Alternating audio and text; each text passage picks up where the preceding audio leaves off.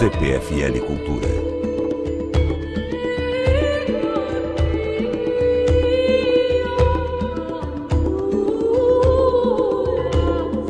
O módulo que eu preparei para vocês esse ano, o tema é uma agenda para o medo. A ideia é pensar um pouco, afinal de contas, por que a gente tem tanto medo. São muitas as razões para a gente ter medo.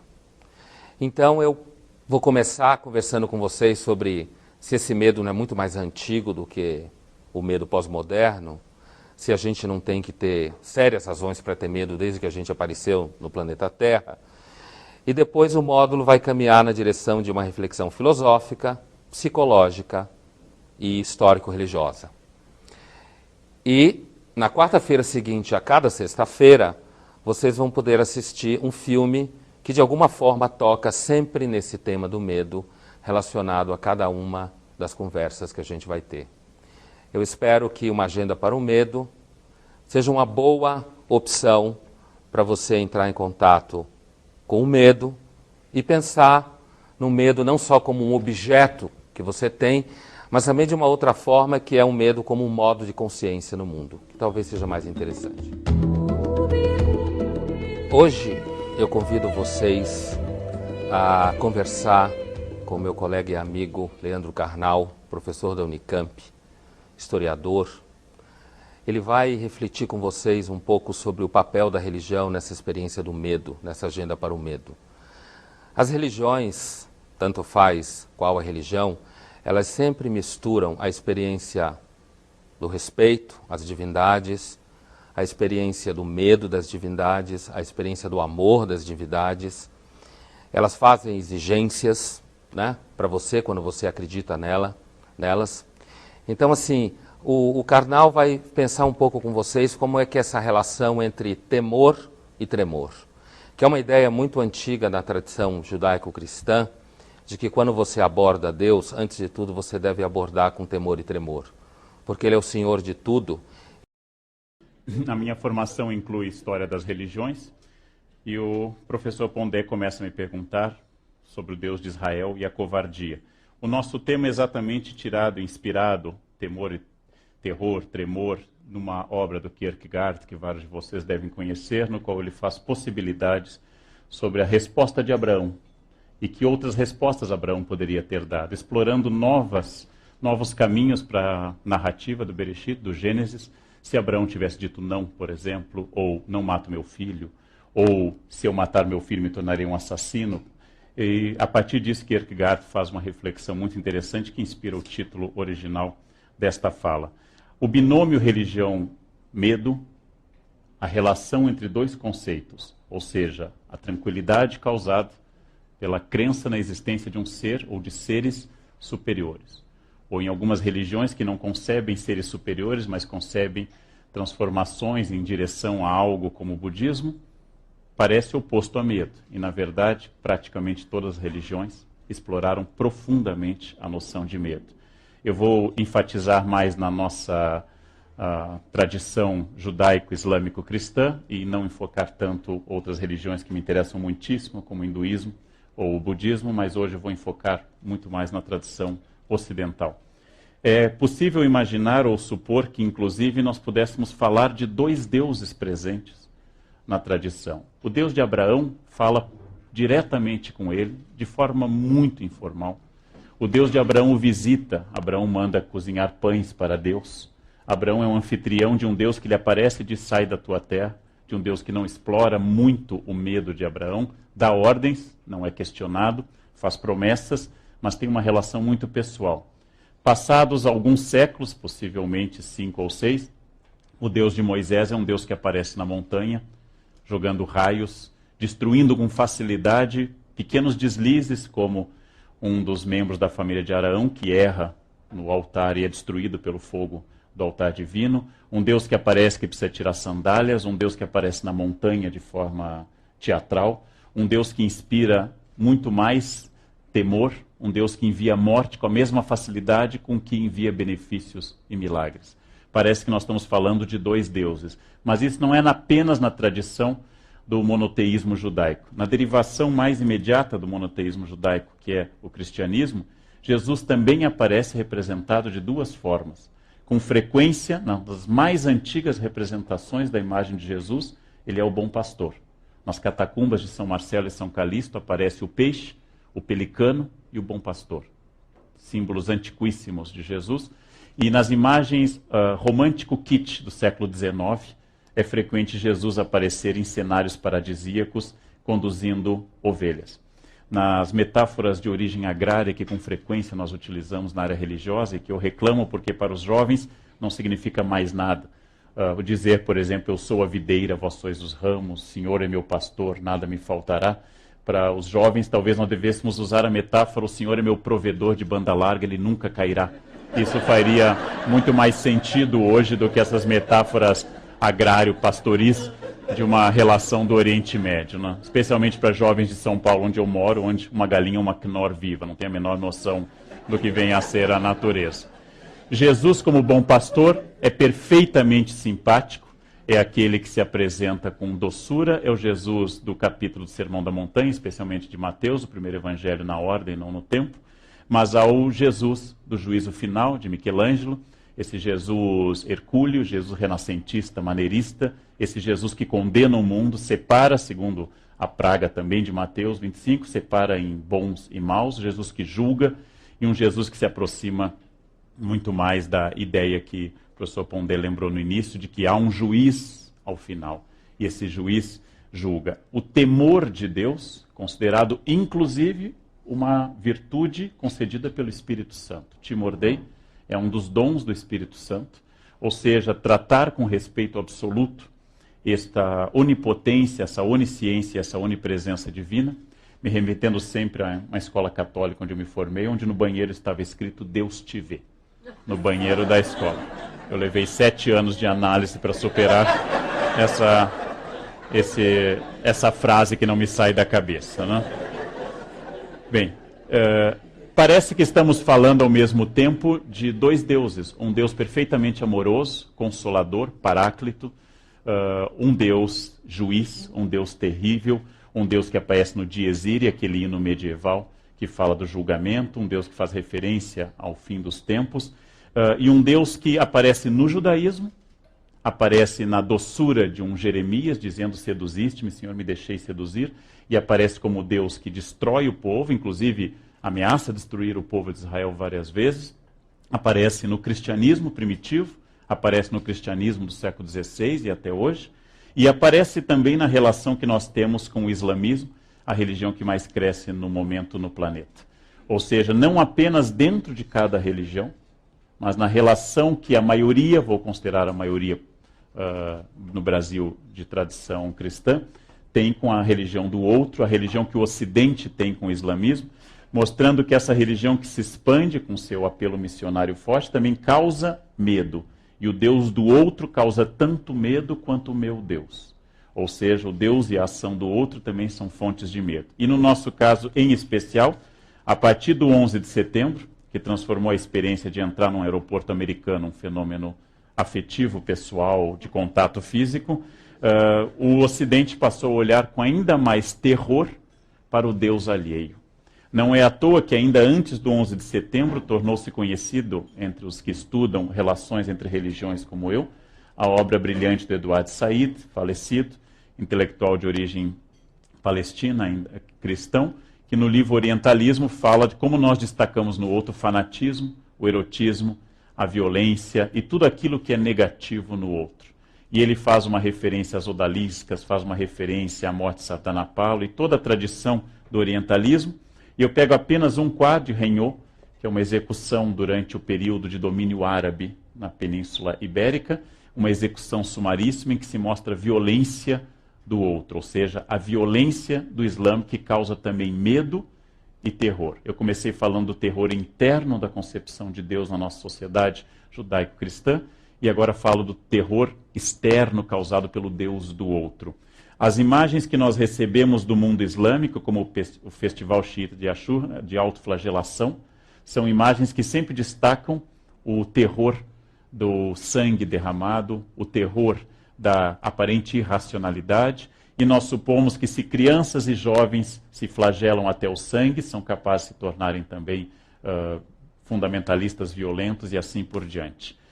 Há uma tradição no Ocidente que eu sempre enfatizo, inspirado no Said, mas indo um pouco além do que ele diz, que é uma tradição da seguinte ordem: a violência entre nós, e ninguém nega que ela exista e seja forte, a violência entre nós só pode ser uma violência acidental. Os nossos loucos são acidentais. Os nossos loucos são psicopatas individuais que matam ou que exercem a sua loucura, enquanto que a violência do outro é uma violência endêmica sociológica. Ou seja, tendemos de forma preconceituosa, isso é um equívoco absoluto, a achar que sim, temos violentos, mas esses violentos são psicopatas individuais. E o outro é violento, ou seja, a sociedade do outro é violenta endemicamente. Eu vou dar alguns exemplos que particularmente me perturbam nessa visão, pegando um pouco do fundamentalismo cristão norte-americano. Uma das mais famosas apresentadoras de televisão dos Estados Unidos, Ann Cutler, diz, por exemplo, esta frase de uma infelicidade particular. Talvez nem todos os muçulmanos sejam terroristas, mas todo terrorista é muçulmano. E eu volto a lembrar uma característica inquietante, que quando aparece no jornal um atentado do ETA ou do IRA, não aparece nunca a expressão terrorismo católico ou terrorismo cristão, malgrado ETA e IRA serem terroristas de países de origem cristã. Ou seja, quando o outro comete um atentado, eu culpo a sociedade. Quando um de nós comete um atentado, isso se torna algo individual. George Bush, aquele que nós achávamos um mau presidente até a ascensão do filho, disse que não sabe se todos os ateus pudessem ser considerados cidadãos. Não, talvez nem patriotas, né? Essa é uma nação sob Deus. Em teoria política, dizer que alguém não pode ser patriota por ser ateu chama-se teocracia. Em teoria política, significa que George Bush Jr., pai, está pensando exatamente como pensavam os basileus de Bizâncio ou os governantes egípcios. Ou seja, quem não acredita na divindade do governante não pode exercer a cidadania naquele país. Na verdade, é inquietante esse tipo de afirmação. O filho dele diz uma frase ainda mais grave. Deus me falou para atacar a Al-Qaeda e eu fiz isso. Isso, na Idade Média, combinou com Joana d'Arc. Deus me mandou libertar a França. Hoje, em geral, se usa Prozac, Lexotan para esse tipo de ação, né? E todo o tom do discurso, não vou ficar lendo o discurso para vocês, é assim: eu fiz tudo o que eu fiz porque Deus me falou para eu fazer isto. E aí saímos do campo da crença individual, sempre respeitável, para o campo da ordem divina nas mãos do homem mais poderoso do planeta. Também um homem de importância extraordinária nos Estados Unidos diz uma frase ainda mais fundamentalista sobre o medo da religião do outro. Nossa cultura é superior. Nossa cultura é superior porque a nossa religião é o cristianismo. E isso é verdade que torna o homem livre. Pobre Péricles, que não era cristão, pobre Sócrates, pobre Platão, que jamais gozaram desta liberdade dada pelo caráter superior do cristianismo. E para não levar muito adiante essa história, sobre a qual eu escrevo bastante, Jerry Wine diz, por exemplo, que alguns acham que o islamismo é tão bom quanto o cristianismo. O cristianismo foi fundado por um filho de Deus nascido de uma virgem, Jesus Cristo. O Islã foi fundado por Maomé, um possuído pedófilo pelo demônio que tinha 12 esposas, a última das quais tinha 9 anos de idade. É muito curioso que nós consideramos, em geral, os islâmicos fundamentalistas. Não? Olhando essas frases, a Al-Qaeda é um kindergarten, um jardim de infância perto de tudo isso. Não é uma defesa da Al-Qaeda, não levaria nem Bush, nem Bin Laden para uma ilha deserta para partilhar a eternidade. Mas é para mostrar o objetivo que hoje que não é a islamofobia, que tem muita gente trabalhando com isso, mas para demonstrar que a ideia do medo da alteridade, o medo da diferença, ela existe internamente e externamente às religiões. Existe no discurso religioso, existe na relação interreligiosa. E pegando um texto de um livro quase de divulgação, a Karen Armstrong, Uma História de Deus, que eu recomendo para quem quer começar um estudo sobre a história das religiões, essa ex-freira inglesa diz exatamente que construir Jesus como um líder exclusivo pacifista e Maomé apenas como violento é um gesto do preconceito ocidental. Ou seja, excluímos da mensagem evangélica de Jesus frases como: eu vim trazer a espada, eu vim separar pai de filho, eu não vim trazer a paz, e excluímos que Islam quer dizer salam, ou seja, a paz. Que Maomé implantou a paz na sua pátria de origem, na sua região de origem. E como fazemos isso? Através de um gesto de recusa do outro. Mas nosso objetivo não é analisar as relações do Ocidente com o islamismo. Nosso objetivo hoje aqui na CPFL é analisar a ideia de medo. Nós gostamos de construir a ideia de religião como esse famoso pôster do grande artista norte-americano, Norman Rockwell, que coloca pessoas de todas as religiões, ainda que a disposição iconográfica dê ênfase a algumas. Ele coloca todas as religiões e fala da regra de ouro, que segundo ele seria compartilhada por todas as religiões. Não fazer ao outro o que não queres que faça a ti mesmo.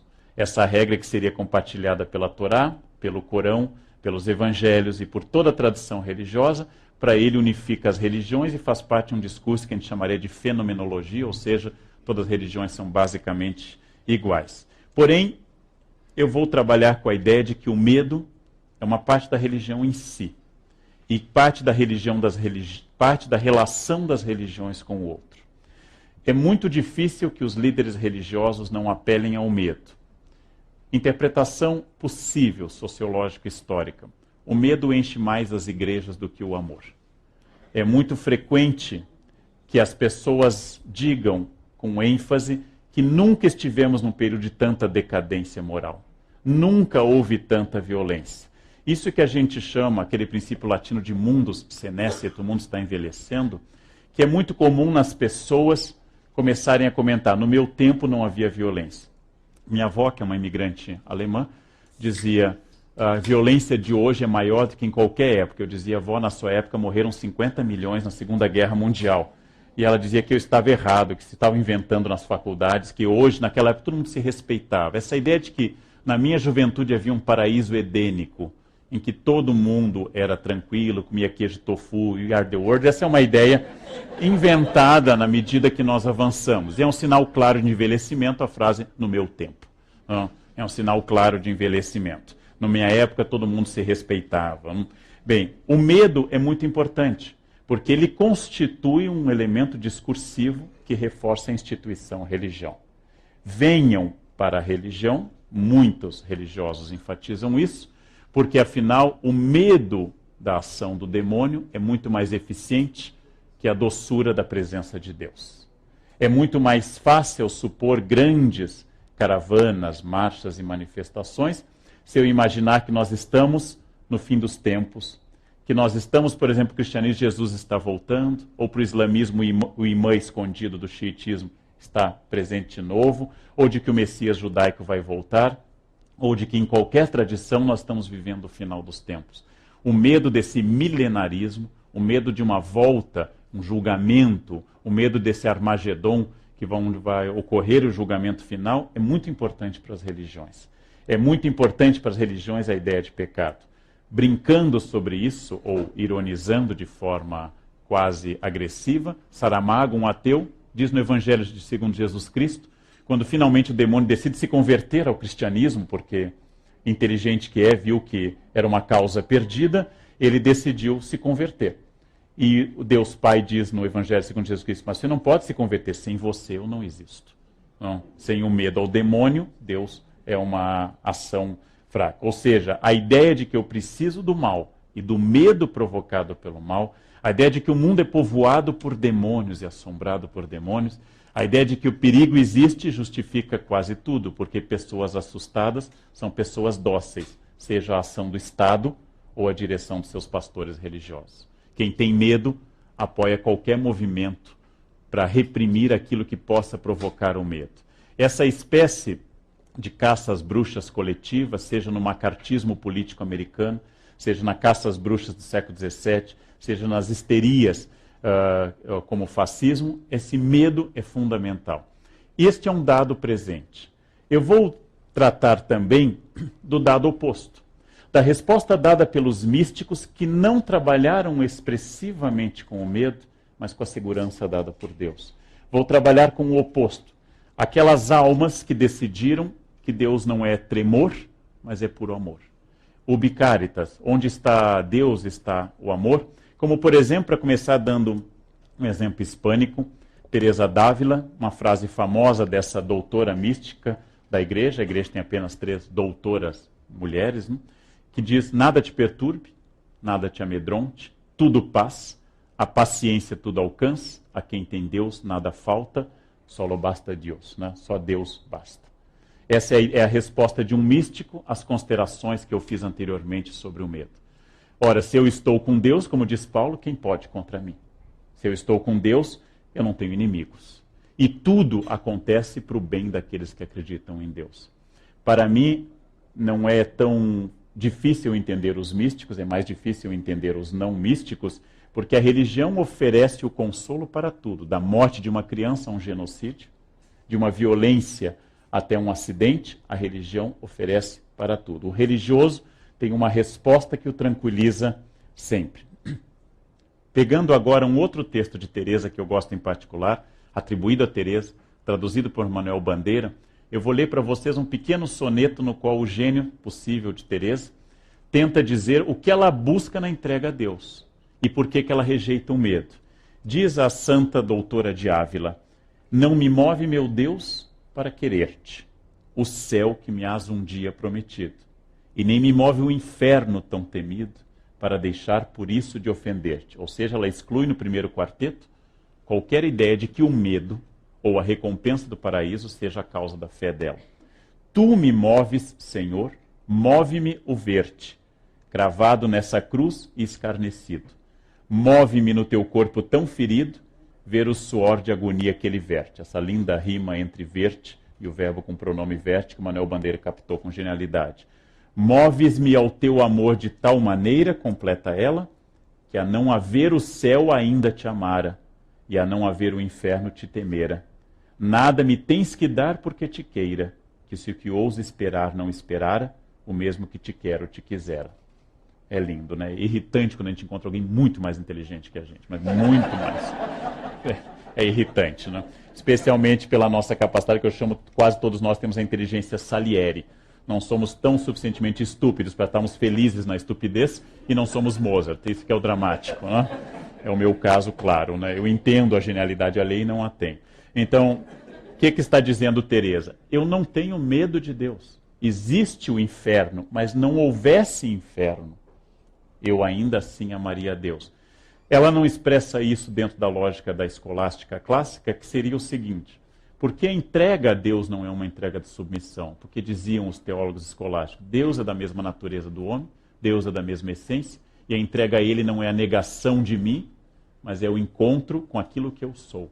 Ou seja, obedecer a Deus não é submeter-se, mas é encontrar a sua própria essência. E por isso que o timor Dei, o temor de Deus, não é como o temor dos homens, o temor da autoridade ou qualquer outro temor, não é um temor diante do que me submete, mas é um temor de não corresponder àquilo que eu sou propriamente. Ou seja, é uma interpretação distinta dos medos que eu citei anteriormente.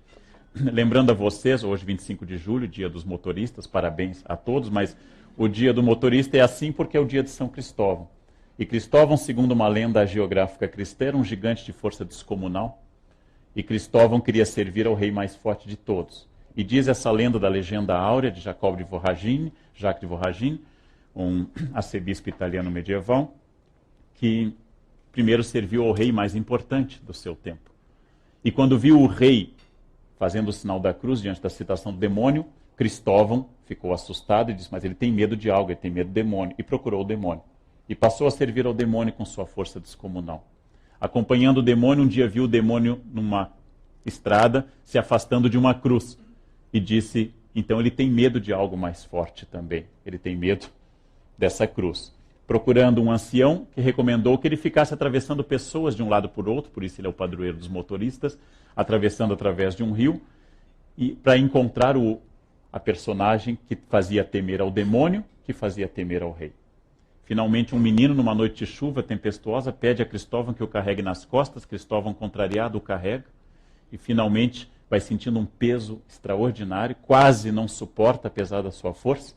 Cristóvão chega do outro lado espantado e pergunta quem ele é. Ele diz, eu sou aquele que todos temem e você carregou comigo os pecados do mundo.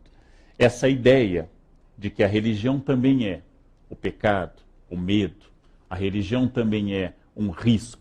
A religião também é um vale de lágrimas, como diz o Salve Rainha, ou um vale da morte, como faz referência ao Salmo de 23. É uma tradição antiga que talvez nasça naquele local que mais aproximou as pessoas de Deus, que é o deserto. Se vocês nunca tiveram a experiência do deserto, é muito curiosa. A experiência do deserto significa um calor imenso durante o dia e à noite a temperatura despenca abruptamente. O céu se torna estrelado de uma intensidade que nós não desconfiamos nas cidades. Os sons são muito intensos, sons que cortam a falta de tudo no deserto. E esta solidão do deserto leva as pessoas, em geral, a pensar muito em Deus. Não é à toa que as nossas 3 religiões monoteístas, islamismo, cristianismo e judaísmo, nascem no deserto. E nascem no medo da solidão do deserto. Não é à toa que é no deserto que o cristianismo primitivo produz sua primeira experiência de relação com Deus. Por exemplo, São Paulo de Tebas, que ao redor de um deserto na região do Egito atual, a Tebaida, no século III, funda uma experiência em que eu me retiro do mundo, visando a salvação da minha alma e o contato com Deus, e me torno, então, uma parte integrante desse deserto. Um seu contemporâneo, Santo Antônio, ou Santo Antônio do Deserto, ou Santo Antônio de Tebas, ou Santo Antão, foi atacado a vida inteira por tentações profundas no deserto, mandadas pelo demônio.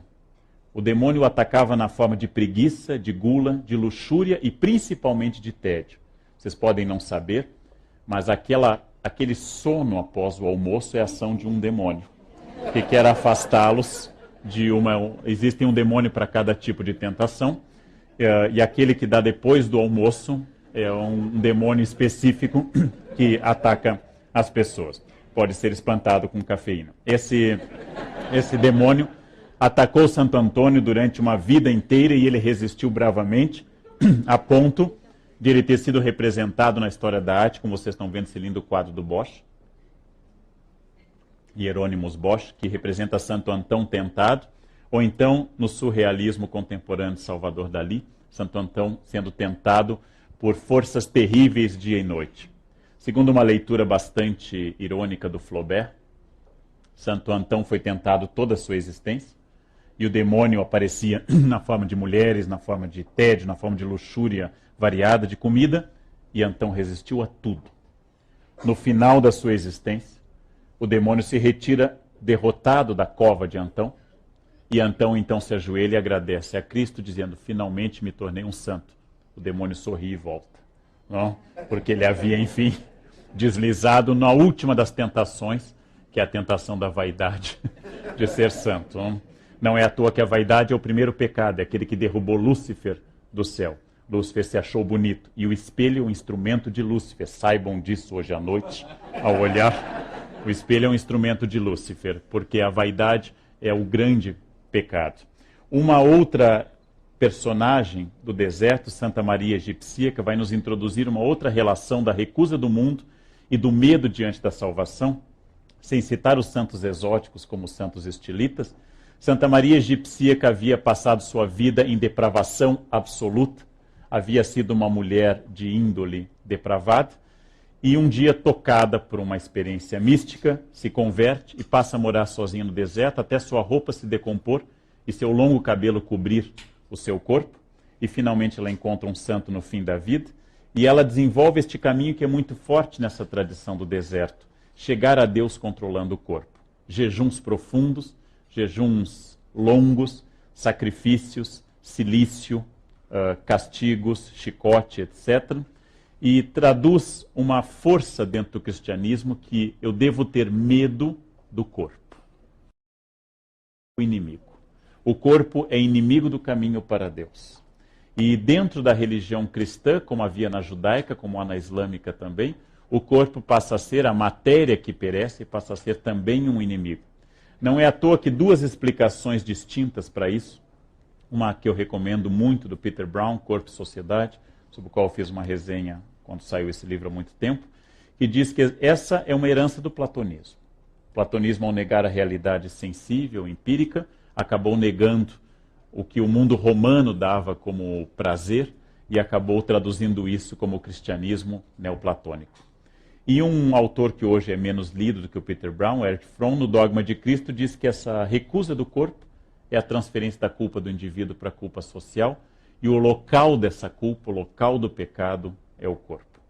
E assim surge uma tradição ascética que de alguma forma vem até hoje, nas recomendações religiosas de islâmicos, de judeus, de cristãos, de que eu tenho que, para ter contato com Deus, controlar o corpo, seja por práticas rituais, como por exemplo o jejum, a penitência, o pouco sono. Dormir muito é uma instigação do demônio também. Não fazer penitência torna o corpo senhor da minha vontade. E vem uma lógica do deserto, que é a lógica de que, negando os prazeres deste mundo, eu acabo me preparando para a bem-aventurança eterna. Ou seja, passando fome, frio e dormindo pouco, a tal ponto que Francisco de Assis chega a pedir desculpas no fim da vida ao irmão corpo, porque tinha tratado muito mal, eu vou atingir o paraíso. Isso acaba remetendo à ideia da aposta de Pascal. Bem, se Deus não existe, os religiosos perderam 70, 80, 90 anos de vida, mas se Deus existe, os ateus perderam a eternidade. Então é a famosa aposta entre duas possibilidades, entre eu perder uma vida fugaz, passageira, ainda mais breve no passado do que hoje, e finalmente ganhar a eternidade. Em relação a essa tradição neoplatônica, essa tradição de ênfase na negação do corpo, ênfase no medo diante da salvação da alma, ênfase no discurso de um juiz duro, que vai perscrutar abertamente a vida de cada um, surge a crítica poderosa, demolidora, quase anárquica neste caso, do alemão Friedrich Nietzsche, que diz num trecho do Et Homo, pego aqui a tradução do meu colega da Bahia que lançou um recente Et Homo, que diz: a noção de Deus foi inventada como antítese da vida. Nela se resume numa unidade aterradora tudo que é nocivo, venenoso, caluniador, todo o ódio da vida. A noção de além de mundo verdadeiro só foi inventada para depreciar o único mundo que há, a fim de não mais conservar para a nossa realidade terrestre nenhum objetivo, nenhuma razão, nenhuma tarefa. Na voz demolidora de Nietzsche, existe a crítica absoluta à religião como fonte apenas de medo. E ele continua, faço questão de pegar esse trecho para dar o sentido, a noção de alma, de espírito e, no fim das contas, de alma imortal, foi inventada para depreciar o corpo, para torná-lo doente, sagrado, para conferir a todas as coisas que merecem seriedade na vida, ou seja, as questões de alimentação, de moradia, de regime intelectual, os cuidados aos doentes, a limpeza, o clima, a mais aterradora indiferença. Em vez da saúde, a salvação da alma, isto é uma loucura circular que vai das convulsões da penitência à histeria da redenção. Não é à toa que Nietzsche ficou louco, né? Era absolutamente uma crítica demolidora da ideia que se concebeu de cristianismo após Paulo. E encerra Nietzsche dizendo: e a noção de pecado, e com ela a noção de medo, foi inventada ao mesmo tempo que o instrumento de tortura que a completa, a noção de livre-arbítrio, para confundir os instintos, para fazer da desconfiança com relação aos instintos uma segunda natureza. E não é à toa que a crítica dele diz que ao canalizar o medo para o corpo e ao tornar o corpo inimigo de todos, o cristianismo prestou um desserviço à humanidade. Essa crítica seria estranhíssima, e eu gosto de apresentar sempre todos os lados envolvidos numa discussão, ainda que de forma, neste caso, passageira, seria estranhíssima a um dos fundadores da teologia cristã, Agostinho, que ao falar do Deus que arde no seu coração, representado inclusive com frequência com o coração na mão, ele vai dizer não a relação de medo, mas vai dizer: tarde te amei, beleza sempre bela, tarde te encontrei. Ou seja, vai falar da beleza daquele êxtase em hóstia que ele teve com sua mãe Mônica, em que ele vai contemplando degrau a degrau as categorias da natureza e vai encontrando cada vez mais não o Deus do medo, não o Deus do pecado, mas o Deus da libertação, o Deus que o torna feliz.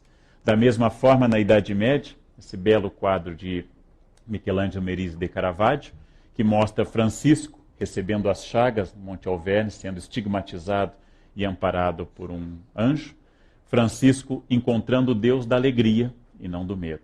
Essas duas vertentes podem ser encontradas especialmente na ênfase que eu estou dando à religião cristã. Para vencer o medo e para encontrar a esse Deus da libertação e não o Deus da angústia, existe a solução moderna dada por Inácio de Loyola: dividir essas angústias, dividir os pecados e vencê-los pela ordem sistemática que ele recomenda nos exercícios espirituais, ou seja, repetindo a experiência que ele teve em Manresa, repetindo a experiência de dividir os pecados em números, em dias, fazer exames de consciência e tornar metódica a salvação. Ou seja, vencer o medo pela nomeação dos medos. Uma velha estratégia dada pelo exorcismo de Jesus no Evangelho de Marcos, o mais antigo, no qual a primeira estratégia de Jesus para vencer o demônio é perguntar o nome dele. Dando o nome, você começa a vencer os medos. Em homenagem ao organizador e curador do ciclo, o professor Pondé, que é especialista em Pascal, e tem esse belo livro com esse título, O Homem Insuficiente.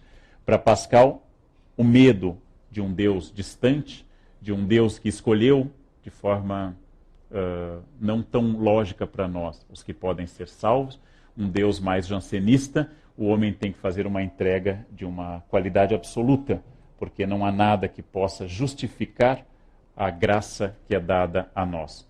E, finalmente, um caminho contemporâneo, uma personagem que no Brasil é de muito intensa devoção a Teresinha de Lisieux, cujos pais também foram beatificados, ou estão sendo beatificados. Teresinha de Lisieux fala da pequena via, não do Deus extraordinário de Agostinho em Ostia, não do Deus leigo e poético de um jogral de Deus que é Francisco, não de um Deus matemático e absolutamente ordenado de Inácio, não de um Deus relativamente terrível, mas que dá a graça em Pascal, mas de um Deus das pequenas coisas. Para vencer esse medo do cotidiano, Teresinha dá um consolo muito mais dado às coisas do cotidiano. Por exemplo, reagir à irritação que alguém nos causa, como ela narra na sua biografia, uma freira que a irritava em particular. Existe um filme chamado Thérèse, que eu adoro muito, é um filme francês, no qual uma velha carmelita dá a Teresinha um conselho extraordinário, que vale para tudo, inclusive para casamento. Diz ela, Teresinha: no Carmelo só são difíceis os 50 primeiros anos. Não? Isso vale também para casamento. Não? Só a única dificuldade é até as bodas de ouro. Depois passa rapidamente em qualquer coisa na vida. Bem, encaminhando para o final, porque nos pediram exatos 45 minutos, encaminhando para o final, eu levantei alguns argumentos para o debate, a crítica e o aprofundamento de vocês. O argumento dos críticos, que dizem com forma assertiva: religião e medo são elementos indissociáveis. Muitas vezes o medo é uma transformação metafórica da religião e vice-versa. A religião nada mais é do que o nosso temor, nossa incapacidade, ou como diria Renan no século XIX, o homem é um animal que quer sobreviver, como todo animal, só que como ele é um animal sofisticado, ele inventou vida após a morte, que é uma invenção típica dos mamíferos, querer sobreviver. E o homem, como é um mamífero sofisticado, inventou o paraíso. Não? E para os místicos, não. O timor Dei, o temor de Deus, é libertador da alma. Ou seja, temer a Deus, coisa que os místicos não negam, que se deva temer a Deus, mas é libertação para a alma, diferente do temor da autoridade, diferente do temor da regra, da lei ou de qualquer sistema. Naturalmente, os críticos complementam a isso, pegando 3 escolas totalmente distintas. Um livro de relativo sucesso, Richard Dawkins, que diz no God a Delusion, Deus uma ilusão, que a religião é a causa da violência e do medo entre as pessoas. Eu, como historiador, me oponho a este argumento dele, apesar de gostar do livro. Quando ele diz, imagine um mundo sem religião, seria um mundo de harmonia. E eu, como historiador, lembro que 2 dos maiores genocídios do século XX, na China de Mao e na Rússia de Stalin, foram feitos em nome de regimes ateus. Infelizmente, a violência não pode ser abolida se abolindo Deus. A violência é feita em nome de Deus, em nome do Estado, em nome da razão de Estado e em nome do ateísmo também. Infelizmente, ela é um pouco mais estrutural. Seria mais fácil se fosse assim. Para Freud, que daria um outro curso, para o qual todo este medo nada mais é que uma neurose. Afinal, quem acredita em coisas que não existem, alma, fantasmas, Deus, só pode ser um neurótico. Uma das características da neurose é tornar concreta coisas que não existem. Não há diferença entre a criança que teme o monstro debaixo da cama e o adulto que teme Deus. É uma neurose. E, finalmente, Nietzsche, que eu comentei com vocês, que construiu a ideia de que o cristianismo nada mais é que um platonismo para as massas e uma maneira de apresentar o reflexo de vários medos nossos. Com isso eu queria ter apresentado, nesse tempo curto, que agora nós aprofundaremos com questões, eu queria ter aprofundado duas escolas totalmente distintas e que podem ser matizadas ao infinito. De um lado, aqueles que dizem que religião e medo não são complementos, mas são formas de libertação. E outros que dizem que religião nada mais é que uma forma de tentar controlar aquilo que vem das cavernas de Lascaux até nós, controlar o medo, a incerteza do futuro. Essas duas tendências, a religiosa e a crítica religiosa, convivem na disputa pela alma das pessoas ou pela posse das pessoas, e o meu objetivo hoje era apresentar de uma forma introdutória como este conceito, medo e religião, seja na relação com o Islã, seja na relação interna do cristianismo e do judaísmo, produzem de forma sistemática a nossa cultura. Nossa cultura é fruto da consolação dada pela religião, que produz arte, poesia, e nossa cultura é dada também pelo medo provocado pela religião, que produz inquisição, caça às bruxas ou islamofobia. E nós somos frutos dessa dupla paternidade, de um Deus consolador e de um Deus terrível. Bom? E por hoje era só. Muito obrigado.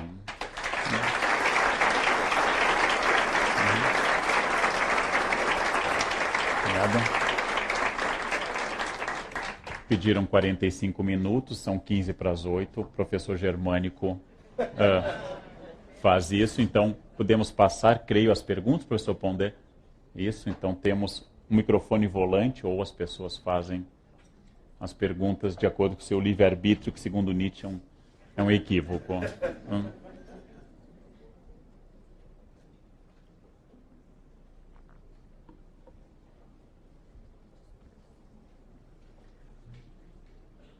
A primeira é sempre a mais difícil.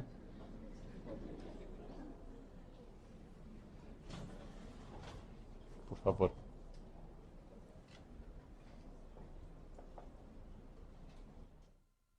Boa noite.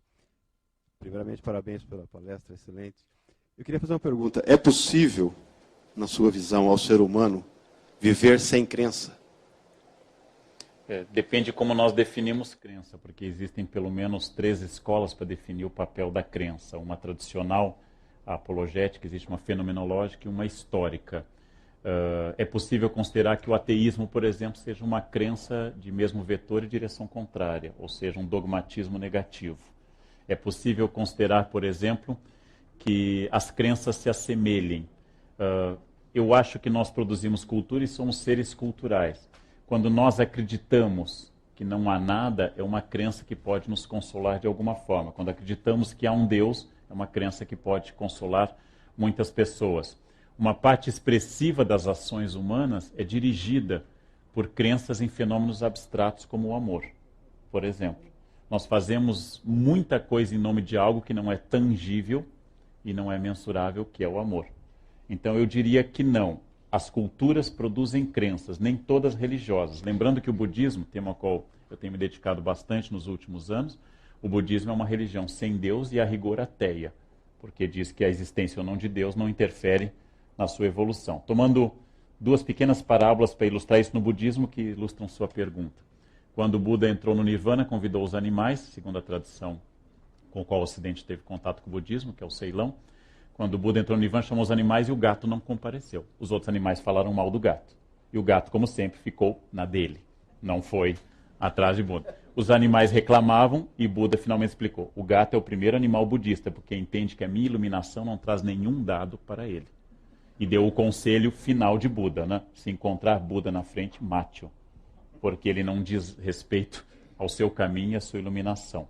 Ou uma outra história, essa da tradição que eu aprendi o ano passado na China, de que 2 monges caminham, monges budistas com voto de castidade, caminham por um rio, e uma moça particularmente lasciva pede aos monges que a coloquem no colo para ela não molhar os pés. O monge mais jovem se recusa, o mais velho a pega alegremente e a leva para o outro lado do rio, e a conduz, e a coloca do outro lado do rio e continua a viagem. E o jovem está particularmente irritado. Então, finalmente, esse jovem, depois de alguns quilômetros, diga: mestre, você fez voto de castidade, por que carregou aquela moça?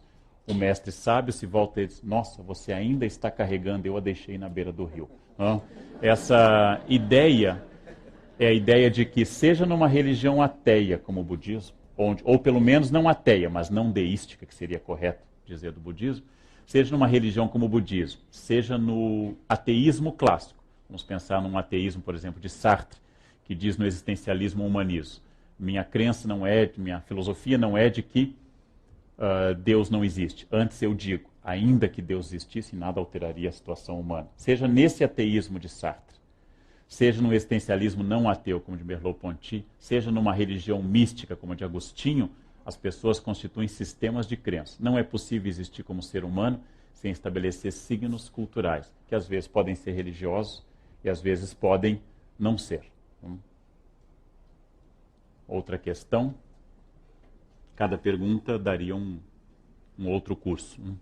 São questões vastas. Só não me perguntem se Deus existe. Essa só será respondida na última palestra para quem vier. Né?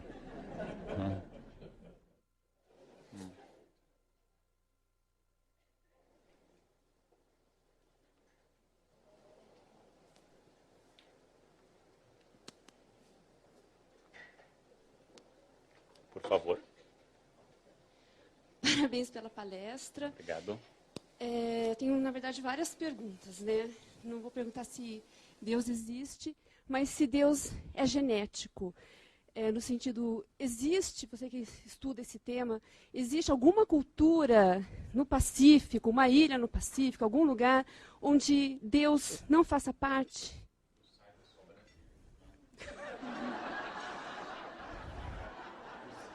Mas a pergunta é importante, né? A sua pergunta é mais importante, né? Eu não tenho conhecimento, e tomo isso tantas referências de Marcel Mauss como Malinowski, de nenhuma cultura estruturalmente ateia. Inclusive o ateísmo ao longo dos séculos é sempre escasso, é um fenômeno escasso.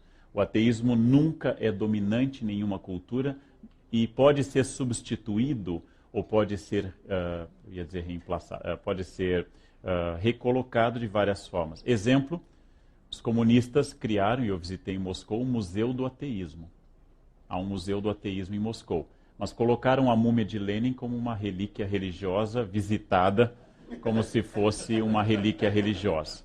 Os que pensam sobre isso dizem que se trata apenas de compensação. Sempre haverá uma crença, de qualquer jeito. A escola histórica, a gente chama de escola analítica romana, que é que eu trabalho, ela vai dizer que cada um vive a sua crença religiosa ou não religiosa de uma forma específica. E eu não posso dizer que um xamã da Sibéria, um pai de santo do Brasil ou um jesuíta alemão tenham a mesma capacidade no sentido de estrutura de crença. Cada um concebe a sua crença de uma forma. Mas, de fato, e a sua questão é importante por isso, nós não conhecemos nenhuma cultura que seja estruturalmente religiosa. E nós tendemos a ler nas culturas fatos religiosos. Quando encontramos enterros do Paleolítico, acompanhados de amuletos, nós tendemos a dizer que é para acompanhar o morto na outra vida com energia positiva. Mas como não há escrita no Paleolítico e nenhum documento ou testemunho, esta é uma interpretação nossa, jogada sobre o passado.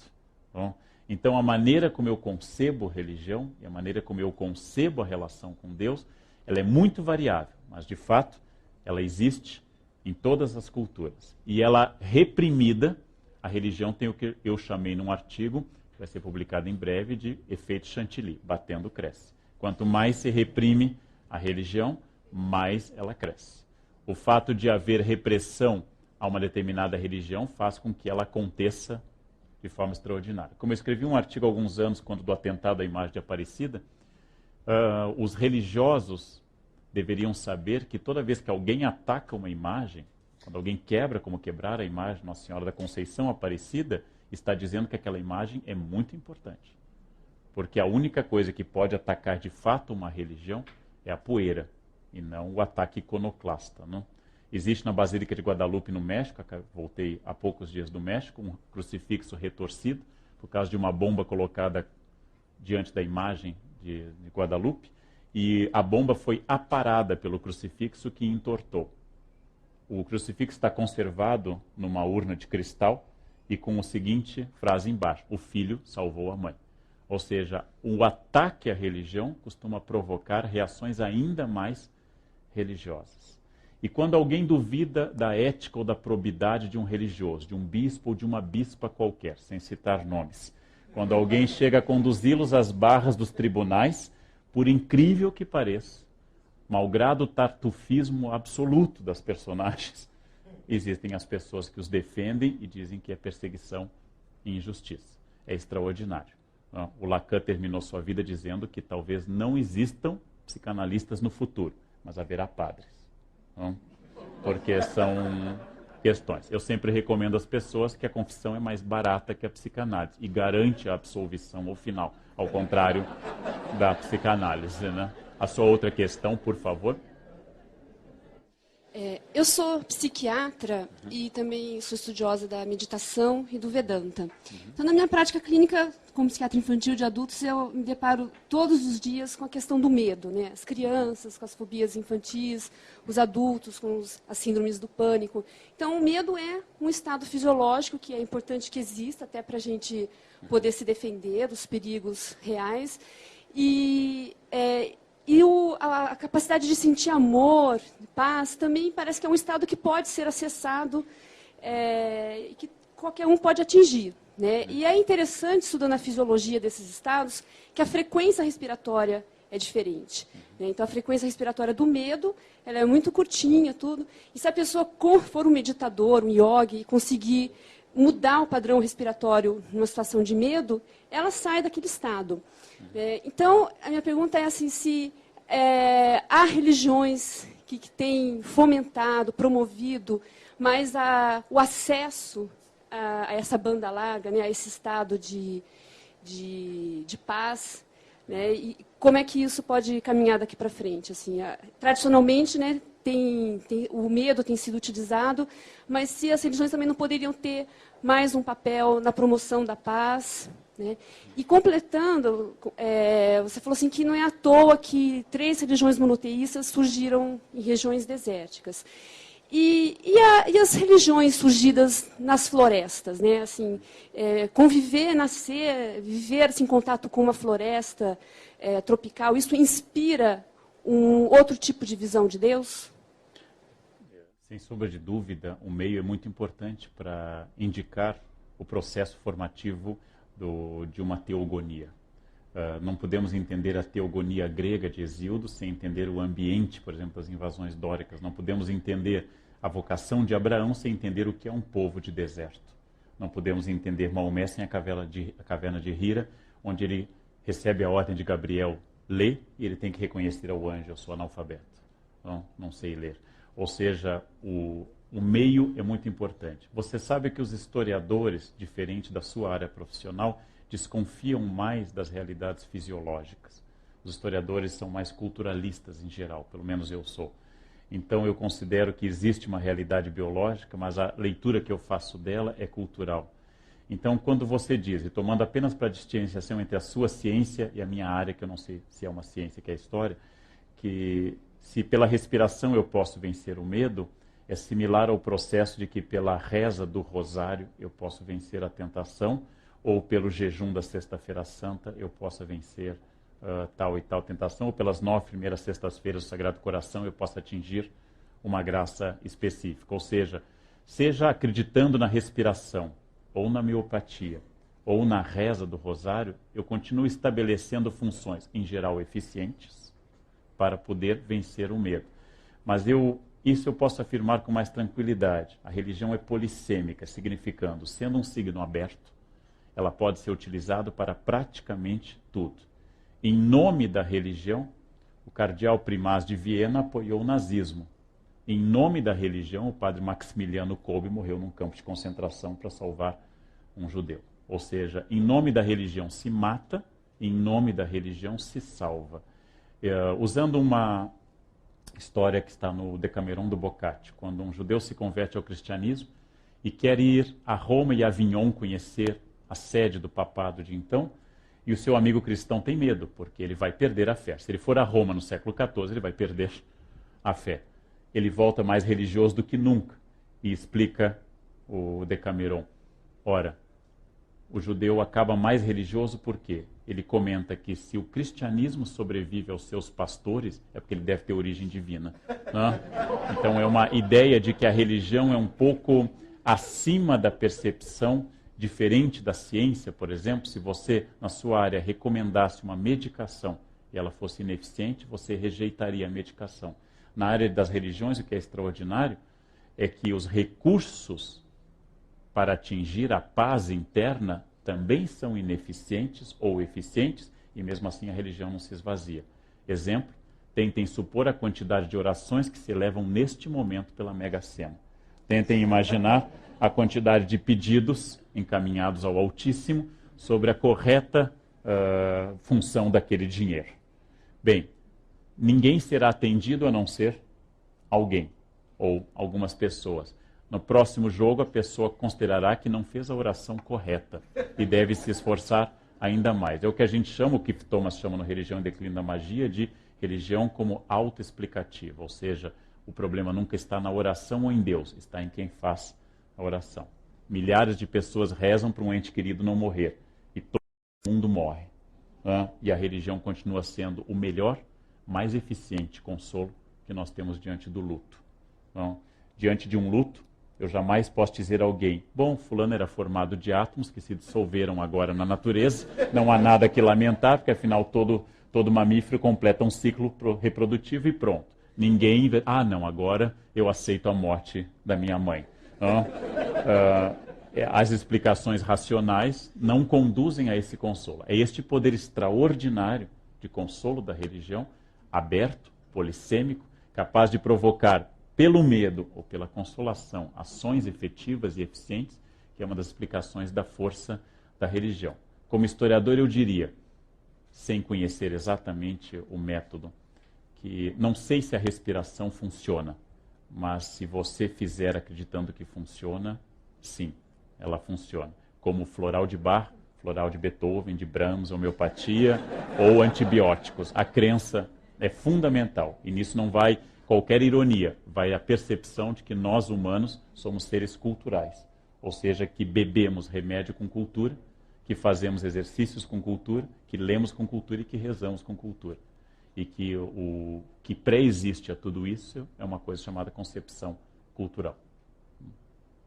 Outra questão? Claro que há outras posições sobre isso que não a minha. Por favor. Boa noite. Bom, minha questão é o indivíduo ou uma sociedade, à medida que evoluem, intelectualmente falando, eles possam ter menos medo. Ou seja, uma criança tem medo do armário, um adulto não tem, ou pelo menos geralmente não tem. E eu queria saber, então, essa correlação entre evolução intelectual, cultural, educação da sociedade e a religião. Ou seja, uma sociedade que tem um nível cultural mais alto, existe um declínio na religião dessa sociedade? Você sabe que o declínio da religião foi anunciado centenas de vezes. No século XIX, a ideia da morte de Deus é uma ideia fortíssima.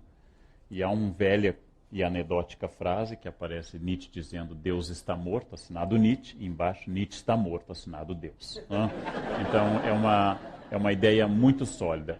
Se eu considerasse a intelectualidade francesa do século XVIII, Voltaire, Diderot, D'Holbach, eles tinham certeza que a religião seria um fenômeno passageiro e que era próprio, como queriam os positivistas, de um estágio de percepção metafísica ou teológica de uma humanidade não evoluída.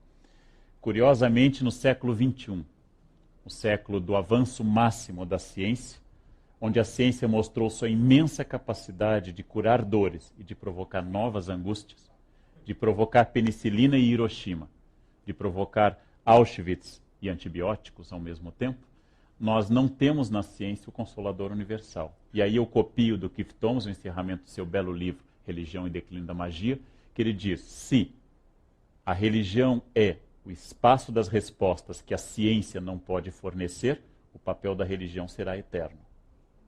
Porque a ciência nunca nos poderá tornar eternos.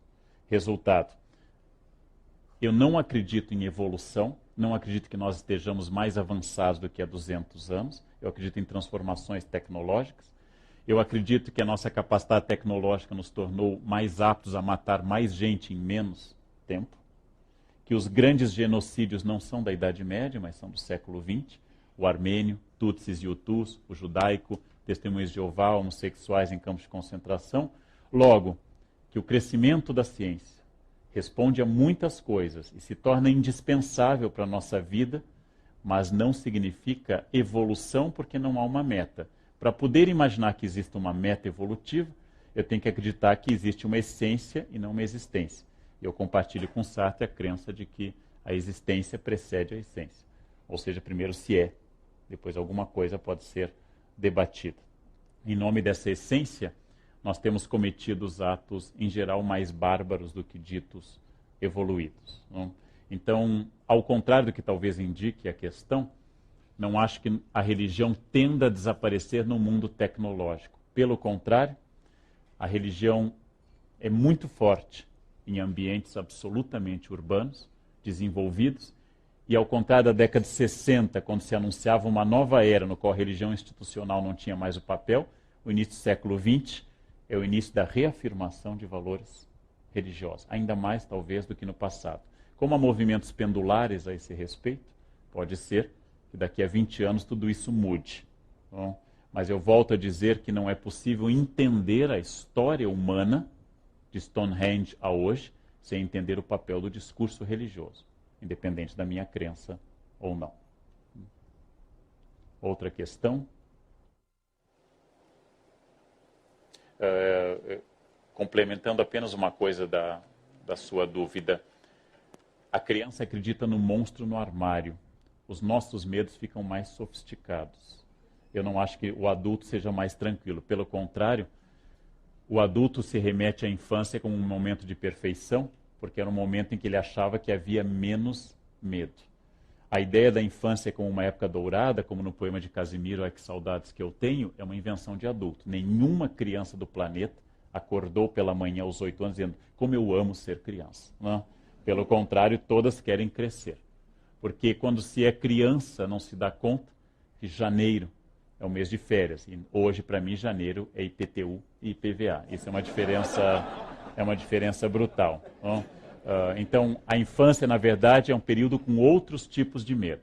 Ou, como se diz tradicionalmente, o que varia ao longo da vida dos homens é o valor dos brinquedos, e não a função lúdica do brinquedo. Não, os homens continuam brincando até o fim da vida, só que o valor dos brinquedos muda bastante.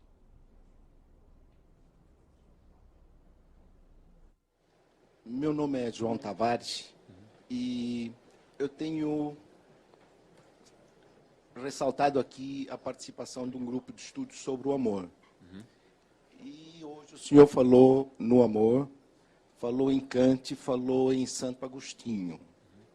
E esta semana eu pude ter o prazer de ler um artigo a respeito de um filósofo francês que descreve sobre a era das guerras motivadas por religiões, a era das guerras motivadas pelo Estado. E pelo fato de ser descendente de alemão, me surgiu uma questão. Surgiu aqui na primeira e na segunda palestra várias citações a respeito do nazismo como um medo, como um flagelo que aconteceu com muito boas intenções. Mas nunca ouvi falar do período anterior ao nazismo que motivou isso tudo. Quer dizer, para ter acontecido uma reação da parte nacional da Alemanha, deve ter havido uma instigação por parte da classe dominante, que seriam os judeus, suponho. É um jogo de medos, é um jogo de poder. Não sei quanto que a religião teve peso nisso. Mas esta semana também, um colega seu da universidade, nessas 2 últimas semanas, escreveu sobre o antissemitismo na Igreja Católica e nos cidadãos, como isso se foi evoluindo ao longo dos tempos. É inquestionável o papel social da Igreja em termos de cultivar relações sociais. E, segundo Marx, as relações sociais são a pedra-chave de toda a teoria dele. Sem as relações sociais, nada do que ele escreveu tem algum sustento, né? Embora tenha acontecido muito a respeito do que ele criou e tenham modificado muito daquilo que ele disse e feito as barbáries que acabou de nomear aí Lenin e Mao e outros no gênero, a verdade é que ele também disse que enquanto eu, como ser amado, não puder fazer entender, enquanto eu, amando uma pessoa, não me fizer sentir um ser amado, então eu estou fadado ao desastre. Seria o amor uma nova matéria a ser estudada, a ser desenvolvida, no sentido de esclarecer os medos, as relações de poder, uma nova forma de se falar, né? Houve 4 palestras anteriores em que se falou muito em desconstrução, né? É uma palavra muito interessante e é uma palavra revolucionária. O meu medo é que a desconstrução hoje seja uma palavra vã como foi nos anos 60 a palavra liberdade, sabe? Mas me parece que o amor está começando a tomar um conteúdo forte no sentido de ser uma nova cultura, inclusive na África, dos países de língua portuguesa, os rituais da igreja, eles já são feitos em conjunto com as populações, os rituais das populações nativas. Enquanto os rituais da igreja são muito mais sérios, muito mais dados a cultivar os medos, os rituais das populações nativas são pura dança, pura batucada no meio das igrejas católicas, sabe? Então, eu não sei se isso já não é uma forma de manifestação do amor a mudar relações sociais. Desculpe eu ter me alongado tanto, nunca me alonguei. É que realmente a sua palestra foi muito esclarecedora e eu não tenho como, sabe, pelo fato de falar em Kant, pelo fato de ter falado em Santo Agostinho e no amor, eu realmente tenho uma certa... necessito de um certo esclarecimento a respeito disso, sabe? Porque normalmente o amor é entendido como uma coisa de maricas, sabe? Quando se fala nisso, a pessoa dá gargalhada, sabe? E realmente é uma coisa séria, uma coisa que as pessoas precisam cultivar, né? Porque não é só o Bush que faz isso em nome da religião, muitas beatas fazem coisas piores em nome dela também, né? Naturalmente, o tema do amor pode ser tratado historicamente. Eu não citei Kant em nenhum momento, because I can't. Não, por vários motivos, não posso. Mas a ideia do amor ela é estudada historicamente. E o amor não existe para um historiador. Existem concepções de amor. Inclusive, uma das obras de caridade corporais, uma das virtudes corporais e espirituais também é corrigir os que erram, em nome do amor, punir os que erram. A sua pergunta toca sobre uma outra questão, que é o medo do comunismo e a ação do comunismo, que produziu uma reação conservadora como o fascismo. Também as duas coisas, tanto o fascismo, ao explorar a neurose coletiva, quanto o comunismo também, são manipulações políticas para produzir um determinado efeito de poder. Eu não concordo com a ideia de que os judeus fossem classe dominante. Eu me refiro sempre a um texto que está no Melhor do Humor Judeu, do Moacir Clear, que ele fala de 2 judeus da Polônia, que no meio da perseguição nazista, um diz ao outro, eu leio os jornais nazistas. E ele diz, mas por quê? Porque lá diz que a gente domina um mundo que é rico, que é poderoso, eu me sinto tão bem depois que eu leio esses jornais. Acho que é uma ideia que nasce de algumas fantasias coletivas, como a falsificação dos protocolos Sábio-Sião e outras questões do gênero.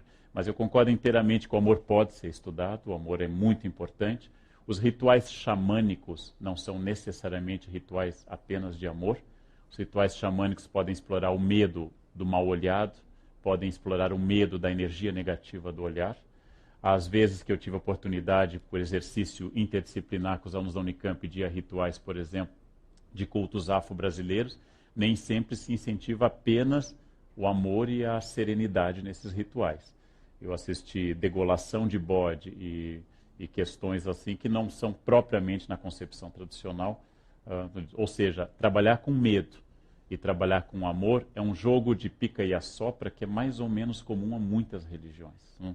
Porque só com amor eu tendo talvez a adocicar demais o discurso, e só com medo eu tendo a não provocar a reação catártica que eu quero com as pessoas. Na verdade, como diz Aristóteles na sua poética sobre a função da tragédia, repetida de alguma forma na incorporação do gênero evangelho, que é a tragédia da paixão de Cristo, eu devo, através da ideia da dor, atingir a catarse, ou seja, atingir a evolução, entre aspas, para um espírito superior. Isso é presente em muitas religiões. O medo do comunismo, explorado no Brasil com o falso plano Cohen em 37, com a intentona real de 35, ou com a subversão comunista de 64, levantada pelos conservadores. O medo de que os judeus dominassem tudo, ou que os comunistas dominassem, explorado por Hitler e por seus colegas. Todos esses medos são explorados coletivamente para se atingir alguma coisa. Em nome da liberdade, se cometem crimes tão hediondos quanto em nome da ditadura. E, curiosamente, todas as pessoas que matam para produzir um mundo melhor. Matam para que esse mundo melhore e esteja livre dos problemas, seja através da Inquisição, seja através de pogroms na União Soviética, seja através da Revolução Cultural na China, seja através de qualquer discurso fundamentalista, mata-se por amor, com a mesma facilidade com que se mata em nome do ódio. Essa questão é importante e é enorme. Mas, de fato, o amor não só pode, como é estudado pela história. A noção de amor, uma colega minha, Mary Del Priore, tem um livro sobre a ideia de amor no Brasil. E como se concebe, desenvolve essa ideia de amor no Brasil. O que era amor quando eu fui estudante na década de 60, no interior do Rio Grande do Sul, não é idêntico ao que era amor na escola de hoje. E as pessoas, tanto na década de 60 no Rio Grande do Sul, quanto hoje, querem amar seus alunos. E cada um com um projeto distinto. E, curiosamente, nós sobrevivemos a estes afetos, né? Curiosamente, nós sobrevivemos a essas explosões de amor sistemáticas sobre nós, né? A pior vingança sobre alguém é casar-se com a pessoa, né? É a vingança mais duradoura e mais influente, né? Outra questão, por favor. Micrófono.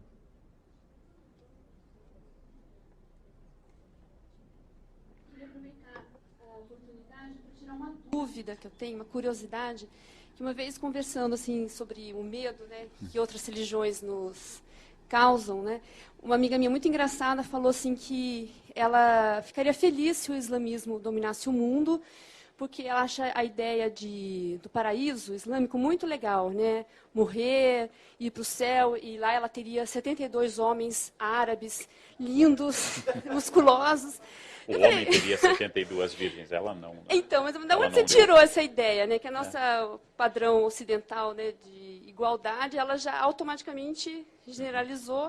Então, eu queria saber qual que é a imagem para os islâmicos de paraíso, assim, é só para o homem e para a mulher, né? As religiões tradicionais, elas são patriarcais. O islamismo, o cristianismo e o judaísmo são profundamente patriarcais. Você citou com toda razão a surata da vaca no Corão, e da vaca é esse o nome mesmo, não é a surata da vaca, mas eu devo lembrar que tanto no Levítico como no Êxodo há um mandamento claro de Deus dizendo: não cobiçarás a mulher do teu próximo, nem as vacas do teu próximo, nem as ovelhas, nem as cabras, nem nenhuma das coisas de teu próximo. Esse é o mandamento que manda não cobiçar coisas. Eu posso fazer uma leitura Betty Friedan e dizer, bom, se não é para cobiçar a mulher do próximo, é permitido cobiçar o homem alheio. Seria fazer não a hermenêutica da cultural. As religiões ocidentais são profundamente patriarcais. Tal como o islamismo concebe um paraíso masculino, o catolicismo jamais ordenou uma mulher de forma ortodoxa e rejeita, inclusive, essa ideia.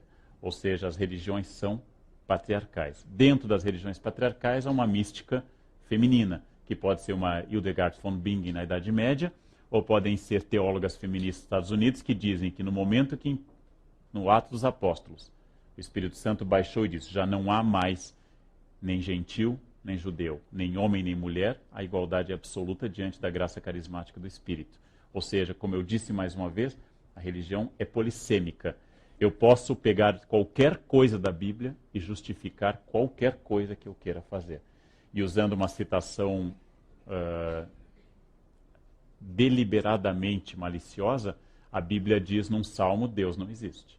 Eu posso tomar do salmo, Deus não existe, é uma frase da Bíblia. E logo diz no versículo seguinte, diz o insensato no seu coração. Ou seja, se eu quiser citar a Bíblia assim, como se dizia antigamente, o demônio cita a Bíblia a seu favor.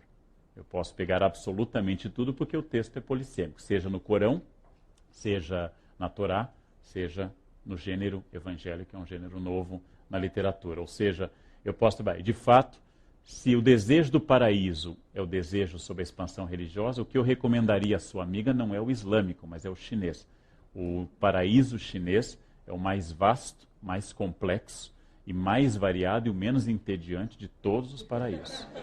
O paraíso católico de tocar harpa olhando para Deus o resto da eternidade provoca LER, lesão por esforço repetitivo, porque é uma eternidade tocando harpa. Na verdade, o paraíso chinês é o mais elaborado, e o inferno chinês também é o mais elaborado de todos. Não? Então, não o islâmico, porque afinal, 72 virgens. Como se explica a um jovem a noção de virgem? Não tem a menor ideia do que seja isso. É preciso ter a minha idade para lembrar uma coisa dessa. Ou seja, como eu explico algo disso? É um paraíso fruto de uma concepção religiosa daquele momento. Imagina se Maomé, Mohammed, chegasse aos beduínos do século VII e desse a noção tomista de paraíso.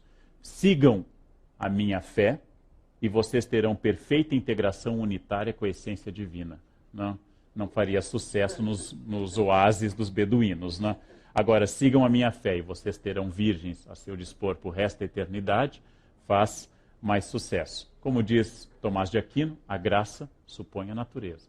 Ou seja, Deus se manifesta historicamente e, como reconhece Jesus no Evangelho, Moisés disse aquilo que podia haver de vós pela dureza do coração dos vossos pais. Ou seja, os próprios religiosos reconhecem que a revelação divina se dá por etapas históricas. Quando eu era criança, diz Paulo, eu vivia e sentia coisas de criança. Agora que eu sou adulto, eu vivo e sinto coisas de adulto. Ou seja, a revelação também se dá num sentido histórico. Que a religião sobreviva a estas descrições, eu posso tomar Maomé como líder pacifista, e posso tomar o livro Infiel, de uma escritora da Somália, que denuncia o islamismo como patriarcal, violento, especialmente na barbárie para o ocidente da extração do clitóris feminino. Ou seja, eu posso tomar a mesma religião como fonte dessas duas coisas. Outra questão?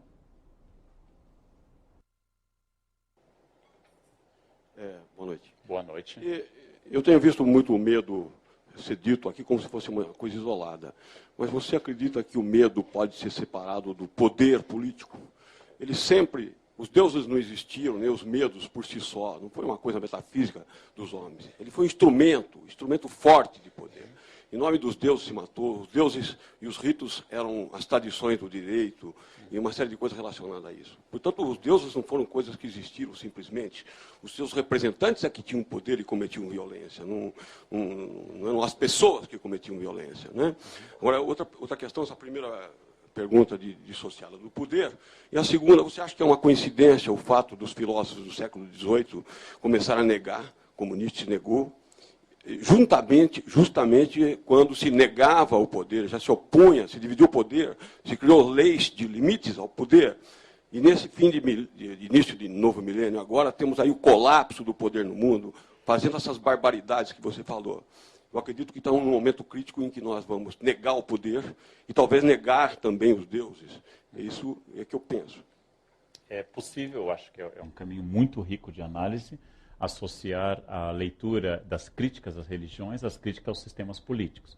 Voltaire, educado no Liceu Louis Le Grand, por jesuítas, ou Fidel Castro, educado por jesuítas em Cuba, ou Maluf, educado por jesuítas no Colégio São Luís, em São Paulo, são todas personagens envolvidas de alguma forma com concepções de poder. Então, negar o poder e negar a Deus, eu nunca neguei na economia religiosa, ou seja, na maneira da percepção da gramática religiosa, que ela esteja envolvida com discursos de poder. Na verdade, as igrejas resistem aos místicos, não é à toa que Teresa d'Ávila, João da Cruz, Inácio de Loyola, todos foram presos pela Inquisição. A igreja tem uma resistência aos místicos, porque os místicos escapam ao controle institucional. E os místicos, os possuídos, os que têm visões, os derviches, todos eles, toda a tradição mística, ela escapa ao poder. Religião e poder, tratado há séculos, desde a negação de Epicuro até os ateus atuais, que publicam livros como Deus uma Ilusão, é uma denúncia sempre de que religião foi instrumentalizada pelo poder. No momento que eu estabeleço uma instituição, eu estabeleço a necessidade de zelar por ela. Tomando, já que eu contei várias histórias hagiográficas, nos Fioretti de São Francisco, no final da vida, Francisco de Assis está morrendo e vendo a sua ordem penetrada por bibliotecas, mosteiros com bens e tudo aquilo que ele lutou contra em nome da irmã pobreza, da esposa castidade da irmã pobreza. Bastante deprimido no fim da vida, Francisco procura sua grande amiga Clara e chora diante dela, dizendo: tudo que eu fiz não presta, porque eu fundei uma ordem de pobreza e os poderosos tomaram conta desta ordem. Clara então sorri e diz a ele que ele tem que fazer o último voto de pobreza. O último voto de pobreza é abrir mão do seu legado, ou seja, eu fiz a minha parte, cada um faça a sua. Eu não controlo o meu legado, eu não controlo aquilo que vem depois de mim. No momento que eu tenho uma instituição, eu tento controlar por regras, normas, cânones e estatutos jurídicos essa instituição. Então, religião e poder é um fenômeno extraordinariamente associado. Mas quero lembrar que onde a religião não faz parte do poder, como a Igreja Ortodoxa na Rússia stalinista, ela curiosamente também sobrevive, demonstrando que algumas das energias da religião não estão associadas ao Estado apenas ou ao discurso oficial, mas sobrevivem. E assim que o Estado entra em colapso com o seu discurso ateísta oficial, a ortodoxia floresceu na Rússia pós-Gorbachev com uma força extraordinária. Como aconteceu na Polônia católica do cardeal Karol Wojtyla, como aconteceu, por exemplo, atualmente no Tibete, dominado pela China em relação à sua religião institucional budista. Ou seja, a religião é associada ao poder, mas o poder não é a instância final explicativa da religião. Esta é muito importante dizer as duas coisas para não parecer nem tanto de um lado, nem tanto de um outro. Outra questão? Pela brilhante exposição. E eu comecei a questionar, somando com o que eu tenho escutado, né, nos bastidores, que tem repercutido durante vários dias, com relação ao medo, né? Eu escuto muito, assim, Aldivan, tem me incomodado muito ir para a igreja, não vamos citar a igreja, mas ir para a igreja e voltar para a realidade e me deparar com as terapias alternativas, porque na minha religião isso é coisa do demônio. E aí, conversando em paralelo com outras pessoas, eu pude observar, mas olha, eu estou assim de paciente com o mesmo medo. E ouvindo a sua palestra, né, eu comecei a questionar, será que tem fatos semelhantes, antigos, que a gente possa, não é, pensar e refletir para ajudar nesse momento de transição, onde, de um lado, a fé, o medo, do outro, possíveis soluções encontradas através de florais, de acupuntura, de meditação, né?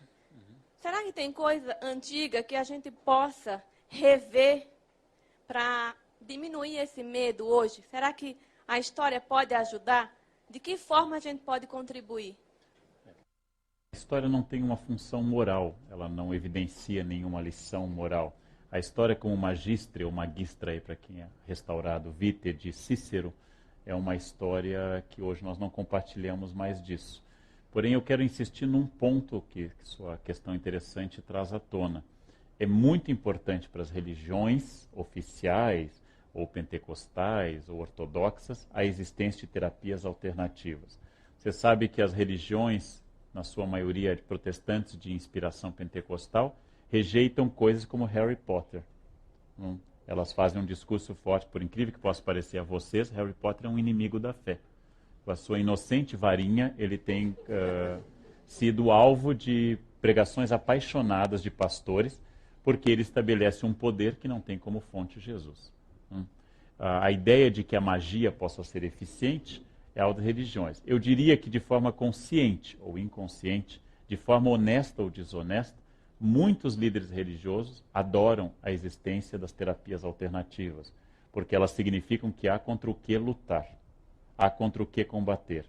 O grande drama da história dos Estados Unidos, sobre a qual eu me dedico há bastante tempo, é que eles foram um país constituído em cima do medo de outras coisas. O medo da Inglaterra, depois o medo de bruxas, medo da Inglaterra, o medo do comunismo e atualmente o medo do islamismo.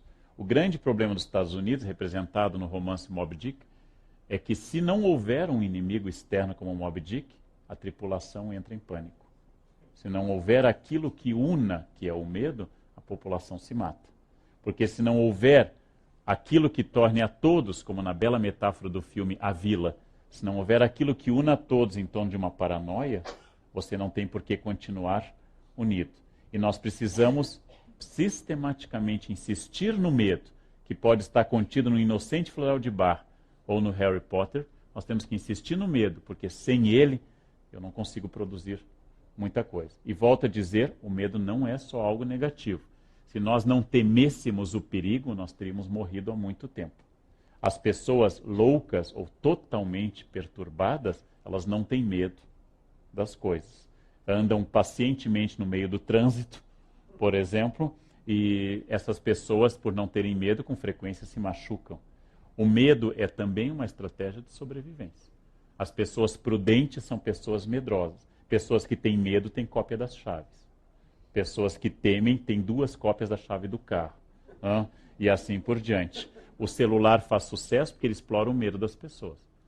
Eu quero saber onde fulano está. E essa coleira eletrônica produz acalmar o medo. Quando eu puder ver, tiver um GPS e o celular, eu vou produzir a fantasia de que então eu tenho controle e não tenho medo. E um artigo saído hoje mostra como isso está aumentando o câncer, o uso do celular. Logo, eu vou ter medo do câncer. E assim é uma cadeia infinita que nos faz permanecer nesse planeta. Apesar de ser essa primeira geração que tem chance de um suicídio global. Ou seja, nós somos a primeira geração que pode encerrar essa nossa angústia de alguma forma. E estamos nos esforçando a esse respeito. Outra questão? Boa noite. Boa noite. Eu queria que você comentasse um pouquinho como o medo, como essência da religião, trabalha como um obstáculo no desenvolvimento da ciência, no decorrer da história e nos dias de hoje, por exemplo, como o medo de desenvolvimento de um clone, mapeamento genético, esse tipo de coisa. Não interpreto exatamente o medo como essência da religião, porque eu acho que para existir essência tem que haver algo mais metafísico, mas que a religião trabalhou bastante com o medo. E volto a dizer que uma das bases do pensamento científico contemporâneo é o átomo. O átomo, criado por Demócrito, descrito no século XX, etc., nunca foi visto. O átomo é uma abstração, do qual nós supomos que seja, e damos nome às suas partículas. A pergunta é se o primo mobile que Dante criou no paraíso, no parte final do paraíso, de um Deus movendo e causa de todo o movimento, é menos ou mais abstrato do que o átomo que nós também nunca vimos, e indescritível nos 2 casos. Eu diria que ciência e religião, mais uma vez, são respostas distintas a questões distintas. Ambos podem causar muito mal às pessoas, e ambos poderiam eventualmente causar bem. Nem ciência, nem religião, nem psicanálise, nem mística, nem rosário, nem narrativa sobre o superego da pobre da mãe que causou todos os problemas de todo mundo para o resto da eternidade, podem ser em si coisas boas ou ruins. Elas são coisas que podem responder a angústias das pessoas. E as pessoas podem encontrar respostas a essa angústia num discurso ateu, podem encontrar resposta a essa angústia rezando, podem encontrar resposta a essa angústia meditando, fazendo o caminho de Santiago, ou trabalhando, ou fazendo... Porque o que é anterior à angústia da religião é o ser humano. Este é o conceito anterior à religião. E a nossa capacidade policromática, multiétnica e multifacetada de dar respostas às angústias é uma das coisas mais fascinantes do planeta. Ou seja, nós damos respostas muito criativas aos nossos medos e nomes muito criativos aos nossos medos. Então, voltando à pergunta que foi o leitmotiv da palestra, a provocação do meu colega e coordenador desse ciclo Pondé, o Deus de Israel não gosta dos covardes. Em geral, os covardes amam muito também o Deus de Israel, porque fornece a eles uma resposta muito interessante. Curiosamente, na concepção cristã, os tíbios, os que não foram nem bons nem ruins, não se destacaram numa coisa nem outra, ficarão antes da entrada do inferno, porque nem o demônio os quer. Ou seja, ficarão lá na antessala do inferno, segundo a Divina Comédia, porque os tíbios não são desejados nem por Deus, nem pelo demônio. Deus odeia a média. Deus quer as pessoas de destaque, quer os polos a este respeito. E por que isso acontece no discurso sobre a média? Porque a pessoa média que não se destaca pelo bem e nem pelo mal, não dialoga com a essência, com a religião, ou seja, não dialoga com a questão de medo e redenção. Alguma outra questão? Antes que as pessoas desmaiem, por favor, por gentileza.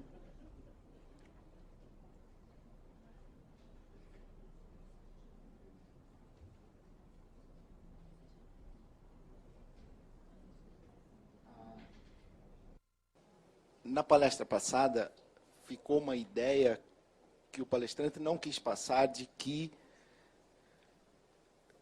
tudo que se move, tudo que é criado e tudo está a serviço da classe dominante do poder. Agora, acabou de falar alguma coisa mais ou menos parecida, ou não. No seguinte, essa ideia de que a pessoa que fica na média não serve a Deus nem ao demônio, não é senão aquela ideia de que da competição capitalista, que ele tem que ser o bom, tem que ter 10 mestrados, tem que ter 20 faculdades, tem que, de criar sempre uma competição em busca do melhor e viver todo mundo nessa esquizofrenia sem ter tempo para curtir a vida. Sem sombra de dúvida, o capitalismo é um fenômeno fundamental, mas o pobre do capitalismo, com sorte, é algo de alguns séculos. Se nós datarmos da Revolução Industrial, ele é um jovem de 300 anos. Estou falando de religião, ou seja, algo de milhões de anos, ou pelo menos dezenas de milhares. Como eu escrevi num artigo que vai sair na revista super interessante sobre o funcionamento do Vaticano, o encerramento, eu escrevi sobre o Vaticano de Bento XVI. Bento XVI tem o olhar meio blasé, meio erudito, porque quando ele vê os críticos e todos esse universo, ele lembra que antes do capitalismo, antes de tudo isso, existiu e existe, por exemplo, a igreja. E antes da igreja existem as religiões, antes da própria igreja católica. Ou seja, tem olhado, como se diz com frequência, com uma certa altitude diante desses problemas. De fato, o capitalismo é fundamental hoje, mas as questões que nós estamos discutindo sobre o medo existiam no feudalismo, existiam no modo de produção escravista, se eu utilizar a linguagem marxista, existem em muitas sociedades e funcionam de muitas formas. E volto a dizer, o capitalismo é muito importante para entender certos discursos religiosos, mas os discursos religiosos são anteriores ao capitalismo. E são, provavelmente, sobre isso não se pode fazer ciência nem afirmação, provavelmente também sobrevivam ao capitalismo. Porque se o capitalismo prosperar, haverá um Deus que causa prosperidade. E se ele fracassar, haverá um Deus a quem recorrer na época da penúria. E isso torna extraordinariamente útil, extraordinariamente importante. Professor Pondé, Selafan. Eu queria te fazer uma pergunta final. Primeiro, eu queria agradecer você pelo show. Tá? É assim, maravilha. Eu queria te perguntar o seguinte, inspirado pelo que você falou, a ideia de que, no final das contas, o ser humano sempre acredita em alguma coisa, e você estava nos falando de religião em relação ao medo, tem aquele autor inglês chamado Chesterton, que uma das frases, desses caras bons de frases, que ele dizia assim: o problema quando você para de acreditar em Deus não é nem tanto que você fica ateu, é que você acaba acreditando em qualquer bobagem. É? Então, eu acho que isso tem a ver com um trecho da tua fala hoje, com relação à coisa de que dogmatismo negativo, ateísmo acaba sendo, de alguma forma, um dogmatismo negativo. Então, assim, o módulo ele foi pensado exatamente como uma agenda para o medo, quer dizer, como é que a gente pode pensar o medo hoje? E, no primeiro momento, a ideia era falar, olha, o medo é estrutural. Eu acho que você trouxe isso de volta hoje, né? O medo é estrutural. Está na própria condição humana. O ser humano tem medo porque ele está na cadeia alimentar. Pouco importa o que se acredita, daí a gente inventa a vida eterna, continua tendo medo. Depois, a gente foi para o Nietzsche, com Giacoia, e a ideia de que, no Nietzsche, que você citou também hoje, até parece a coisa do Deus de Israel. Se o Deus de Israel não gosta de covarde, Nietzsche tampouco. Né? Porque o Nietzsche faz uma enorme ode à ideia da coragem, de que você só sobrevive bem se você encarar o fato de que você está despencando no abismo e você tem que dançar enquanto despenca. Enquanto a maioria, ressentida, berra e geme justamente por causa do medo. Depois, a gente migrou com o Loparic para uma ideia de que hoje, mais especificamente, a gente tem uma sociedade, e é por aí que eu queria amarrar e te perguntar, que a gente não pode fracassar. Hoje a gente tem um medo que talvez, da forma como ele está estruturado no mundo moderno, a gente tem muito medo de fracassar, porque a gente tem que ter sucesso o tempo todo. A gente tem que ser bom. Como ser humano, como profissional, como marido, como mulher, como amante, como pai, como mãe, como filho, como eleitor. Tem uma série de esferas que a gente tem que ter sucesso. E cada vez mais a competição é violenta, e aí vem esse medo novo, porque no fundo o ser humano não pode repousar. Então o que eu queria te perguntar é o seguinte: lembrando da frase do Chesterton, que o problema não é nem de você deixar de acreditar em Deus, o problema é que você acaba acreditando em qualquer bobagem, a gente não teria acabado acreditando, dos últimos, grosso modo, 500 anos para cá, nesse processo modernizador, numa ideia de nova Atlântida construída pela ciência, pela razão, pela política, a ideia do Bacon, né, de que a gente ia construir um mundo novo pela razão, pelo conhecimento, pela ciência, pela política, blá, blá, blá. Então, nesse sentido, será que a gente não teria acabado acreditando num monte de bobagens? A bobagem seria a ideia de que a gente ia construir finalmente um mundo feliz. Com Deus ou sem Deus, o homem não acaba sendo sempre meio infeliz, porque a vida é muito dura. E aí o que eu pergunto para você é o seguinte: se a gente resumir essa ópera dizendo que os últimos 500 anos têm sido atormentado pela ideia de que a gente vai construir a felicidade finalmente, racionalmente, tecnicamente, politicamente, o que você acha que seria o novo tipo de medo que só o moderno tem? Ou você acha que... falar isso. O que você acha que seria viável levantar a ideia de que a nossa obsessão pela felicidade sistemática, administrada, que a gente vive hoje, ainda que na pós-modernidade cada um acha que descobriu a sua nova fórmula de felicidade e recuse as grandes teorias de felicidade, você não acha que seria um medo típico nosso redescobrir que, no final das contas, a felicidade é uma coisa que acontece quando você não está prestando atenção nas coisas? Implicitamente, Pondé, pensar que, por exemplo, que o homem medieval fosse menos temeroso do que o homem moderno, ou colocar sua segurança num Deus mais estável que um Deus moderno ou do que a ciência moderna. Eu acho que na história do medo de Delimot ele ressalta bem que um mundo com medo do fim do mundo, seja provocado por Deus ou pela bomba atômica, ou provocado pelo aquecimento global, que afinal vai cobrir todas as cidades litorâneas, o rio vai ficar debaixo d'água, né? Nada é perfeitamente negativo, então, nesse aspecto, São Paulo vai ganhar litoral, enfim, a cidade de São Paulo, que todas essas questões são questões da nossa, hoje, incapacidade de ter na ciência a crença que o século XIX teve. Afinal, se é possível perguntar, como você já tornou o tema de curso também, tomando essa frase que não é sua, mas que você desenvolveu também, se é possível acreditar em Deus depois de Auschwitz, é também possível perguntar se é possível acreditar na ciência depois de Hiroshima. E se é possível acreditar em todas essas questões, porque, na verdade, eu acho que a crença de que nós podemos administrar a felicidade é uma crença fracassada, como toda crença utópica. Porém, sem utopia, sem pensar num mundo menos injusto, ou sem pensar num casamento mais perfeito, eu não consigo reformar o meu, eu não consigo melhorar o meu. A função que Tomás Moros deu à Ilha da Utopia, quando Ritodeu apresenta a ilha, não é exatamente mostrar uma sociedade perfeita, mas é corrigir a inglesa. Então, o grande problema hoje é o esvaziamento de utopias, porque afinal Deus morreu, Marx também, e eu não estou me sentindo muito bem, como se disse com frequência. Ou seja, eu não posso oferecer a teocracia como solução, não posso oferecer o paraíso socialista, não posso oferecer, porque afinal o socialismo parece florescer hoje apenas na Coreia, em Cuba e nos diretórios acadêmicos de humanas. Ele parece ser um fenômeno bastante isolado, e as teocracias religiosas demonstraram um grau de intolerância e de violência extraordinário. A grande diferença que a sua pergunta toca é que nós não temos mais capacidade de acreditar em sistemas unificados, sistemas totais, sistemas absolutos, e nós procuramos essa solução atomizada, vascularizada, capilarizada, de cada um encontrar o seu caminho. O que é curioso é que, segundo uma pesquisa que eu li numa revista de divulgação nacional, nós somos a geração que mais acredita na salvação da alma.